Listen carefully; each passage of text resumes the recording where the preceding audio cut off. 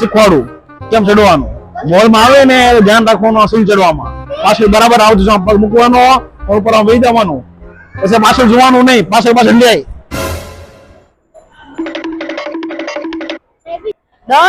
ક્યારે ગઈ તું?